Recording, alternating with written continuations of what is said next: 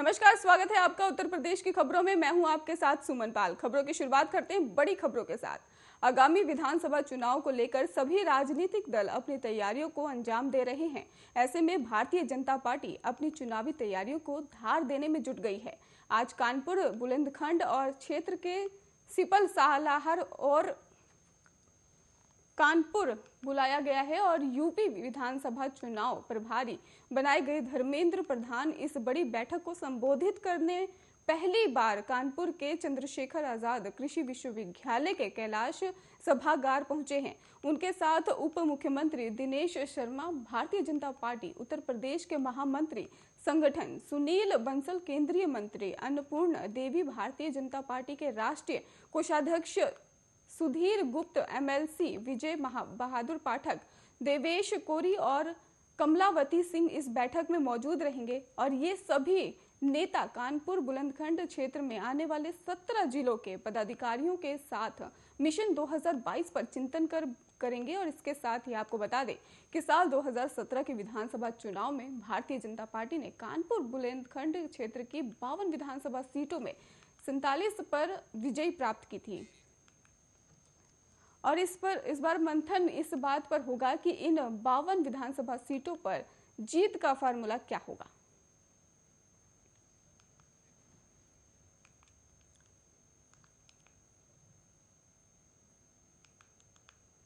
आगामी चुनाव से पहले ही समाजवादी पार्टी, कांग्रेस और बसपा दोनों के ही खेमे में सेंधमारी करने लगी है। इसी कड़ी में बसपा के 6 भाग्य विधायक जो हैं आज समाजवादी पार्टी का दामन थाम लिया। और वैसे तो ये सभी करीब 1 साल पहले ही सपा में आने का ऐलान कर चुके थे। राज्यसभा के चुनाव में भी इन्होंने बसपा प्रत्याशी की जगह सपा उम्मीदवार के पक्ष में ही समर्थन किया था।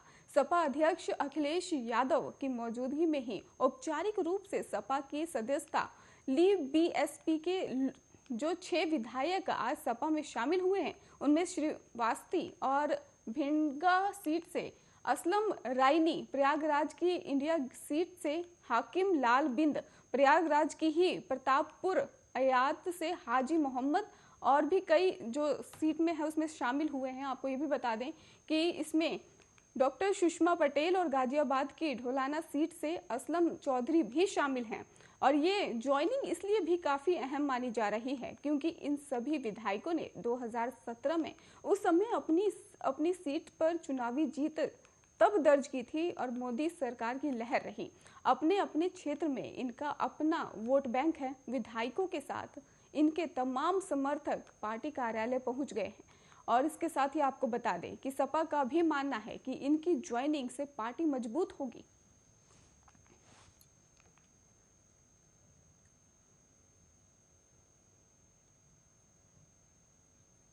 यूपी में आगामी विधानसभा चुनाव से पहले सपा प्रमुख और पूर्व सीएम अखिलेश यादव ने सत्ताधारी बीजेपी पर हमले तेज कर दिए हैं। लखनऊ में सपा कार्यालय में शनिवार को एक प्रेस कॉन्फ्रेंस कर अखिलेश यादव ने बीजेपी को घेरा और अखिलेश ने दावा भी किया कि आगामी विधानसभा में बीजेपी का सफाया होगा। अखिलेश ने पत्रकारों से कहा कि जनता इतनी दुखी हो गई है कि आने वाले चुनाव में बीजेपी का सफाया होगा। बीजेपी परिवार भागता परिवार दिखाई देगा। बता दें कि सपा और बीजेपी से बगावत करने वाले विधायक आज सपा में शामिल हुए हैं। इस मौके पर अखिलेश ने बीजेपी पर जमकर निशाना साधा है। अखिलेश ने आगे ये भी कहा कि बीजेपी ने दावा किया कि लोक कल्याण पत्र की 90% बातें पूरी की, लेकिन असल में उन्होंने 2017 के बाद इसका पन्ना तक नहीं पलटा है। बीजेपी पन्ना प्रमुख बहुत बनाती है। और बीजेपी ने यह भी कहा था कि 2022 तक किसान की आय दोगुनी करने पर विस्तृत रोड मैप तैयार किया जाएगा। आमदनी दोगुनी होगी।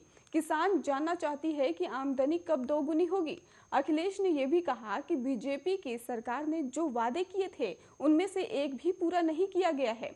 सरकार एमएसपी पर खरीद नहीं कर पा रही है और चीनी मिलों में भी किसानों का पैसा बकाया है। जो मंडी चल रही है और उनमें काम नहीं हो रहा है। जो पहले से चल रही थी उसको सरकार ने बंद कर दिया है। अखिलेश ने कहा कि जो काम समाजवादी पार्टी की सरकार में हुआ था, सरकार उसको भी आगे नहीं ले पाई है। और उत्तर प्रदेश में मेट्रो का काम हो रहा है जो हमारी सरकार के समय से चल रहा था और बीजेपी ये बताए कि उनकी तरफ से कौन सा काम उनकी सरकार कर रही है। मुझे उम्मीद है कि दिवाली पर सीएम कार्यालय को साफ सुथरा कर लेंगे।